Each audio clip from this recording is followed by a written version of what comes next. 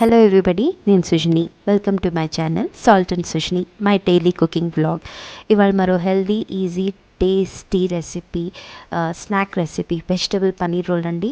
Any time lunch, dinner, morning breakfast, evening snack దేనికైనా చాలా తొందరగా అయిపోతుంది అండ్ చాలా యమ్మీగా ఉంటుంది. మస్ట్ ట్రై రెసిపీ, తప్పకుండా ట్రై చేయండి. దీనికోసము నేను కొంచెం ఆవాల నూనెలో ఒక టీ స్పూన్ అంతా సన్నగా తరిగిన వెల్లుల్ని ఇలాగా గోల్డెన్ కలర్ వచ్చే వరకు వేయించుకుంటున్నాను. ఇక్కడ మీరు బటర్, ఘీ ఏదైనా వాడుకోవచ్చండి ఆవాల నూనె బదులు. అలాగే మీ దగ్గర ఏ కాయగూరలు ఉంటే అవి మీరు ఇక్కడ వేసుకోవచ్చు. నా దగ్గర కొంచెం ఎల్లో క్యాప్సికమ్ ఇంకా క్యారెట్ ఉండే, దాంతోపాటు కొంచెం ఆనియన్ని నేను సన్నగా జూలియన్స్ లాగా స్లైసెస్ కింద కట్ చేసుకుని పొడుగ్గా వేసుకుంటున్నాను. హై ఫ్లేమ్లో పెట్టి ఇవన్నీ టగటగా వేయించుకుంటూ పోవాలండి. ఏది ఎక్కువ టైం పట్టదు, ఒక 5 minutes మీ స్టఫింగ్ రెడీ అయిపోతుంది. అలాగే నా దగ్గర ఒక 200 grams పన్నీర్ ఉంది, దాన్ని కూడా సన్నగా పొడుగ్గా కట్ చేసేసుకొని అది కూడా యాడ్ చేస్తున్నాను.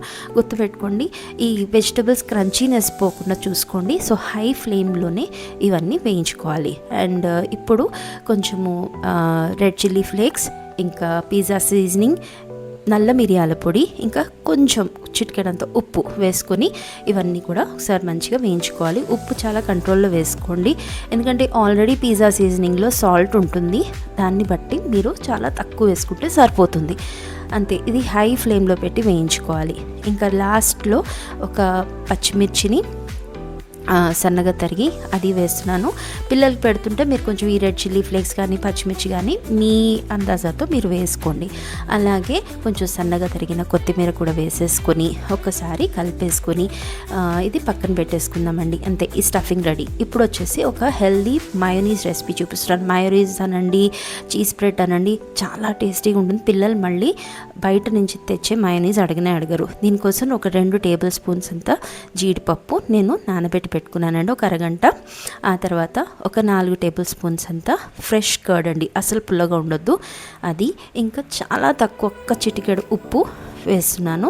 దీంట్లోనే ప్రాసెస్ చీజ్ క్యూబ్స్ ఒక 2 వేసుకుంటున్నానండి తుంచి. దీంట్లో కూడా సాల్ట్ ఉంటుంది కాబట్టి సాల్ట్ మాత్రం ప్లీజ్ చూసి వేసుకోండి, లేదా ఉప్పు ఎక్కువైపోతుంది.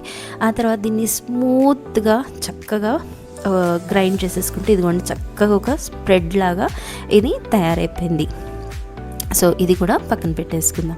తర్వాత నేను ఇక్కడ చపాతీలు చేసుకుంటున్నానండి. నార్మల్గా రోల్స్ అనే వరకు బయట మనకి మైదా పిండితో చేసినవి ఎక్కువ చేస్తారు.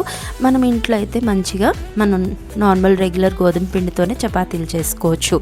సో చపాతీలని నేను మంచిగా కాల్చేసి పక్కన పెట్టేసుకుంటాను. నేను కొంచెం నెయ్యితోని చపాతీలు కాల్చుకుంటున్నానండి. మీరు బటర్ తోటి లేదా నార్మల్ ఆయిల్తో కూడా మీరు కాల్చుకోవచ్చు, మీ ఇష్టం. ఇక్కడ నేను కొంచెం నెయ్యి వాడాను. ఇప్పుడు ఒక వ్రాపింగ్ పేపర్ తీసుకుంటాను. అనేది ఈకో ఫ్రెండ్లీ వ్రాపింగ్ పేపరు. నేను సిల్వర్ ఫాయిల్ అలాంటి అల్యూమినియం ఫాయిల్ అవి వాడను. అది దాని మీద ఇలా చపాతీ పెట్టేసుకొని మధ్యలో కొంచెం మనం తయారు చేసి పెట్టుకున్న ఆ స్ప్రెడ్, మయో స్ప్రెడ్ వేసుకొని అది అప్లై చేసేసుకుందాం చపాతీకి. ఆ తర్వాత మనం ఏదైతే స్టఫింగ్ చేసి పెట్టుకున్నాం కదా, మనకి ఇష్టం వచ్చినంత చక్కగా స్టఫింగ్ చేసుకోవచ్చు. బయట అయితేనండి మనకి అంతా ఏదో పేరుకి వేసినట్టు వేస్తారు కదా. సో మంచిగా స్టఫింగ్ వేసుకుని తర్వాత టొమాటో కెచప్ మనకి ఎంత కావాలో పిల్లలకి లేదా మనకి ఎంత ఇష్టమో దాన్ని బట్టి టొమాటో కెచప్ వేసుకొని ఇదిగోండి ఇలాగా చపాతీని మనము రోల్ చేసేసి తర్వాత ఈ వ్రాపింగ్ పేపర్ తోటి చక్కగా దాన్ని వ్రాప్ చేసేసి ఇచ్చేయచ్చు. లైక్ బాక్స్లో పెట్టవచ్చు. ఇంటికి ఇచ్చిన తర్వాత ఈవినింగ్ స్నాక్ లాగానే ఇవ్వచ్చు కదా. పిల్లలకి పెద్దలకి అందరికీ నచ్చే యమ్మీ ఈజీ టేస్టీ స్నాక్ రెసిపీ అండి. తప్పకుండా ట్రై చేయండి. మీకు ఎలా కుదిరిందో నాకు కమెంట్స్లో చెప్పండి. Thank you for watching.